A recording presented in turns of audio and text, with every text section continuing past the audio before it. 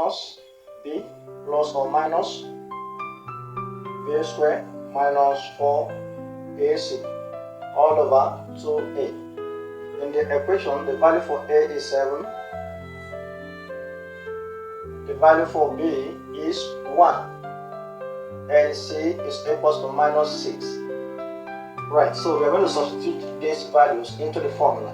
So x is equals to, our b is minus 1 plus or minus, we have b squared, this is 1, minus 4 times a, which is 7, times minus 6, right, all over 2 times a, which is what, 7.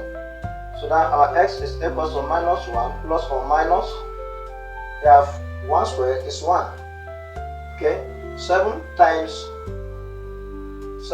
6, we have minus 42 all over 14. Let's come to the other side. We have x is equals to minus 1 plus or minus all over 1 minus 4 times minus 42.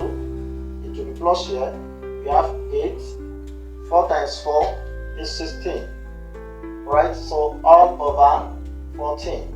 Then our x is equals to minus 1 plus or minus all over 169 all over 14.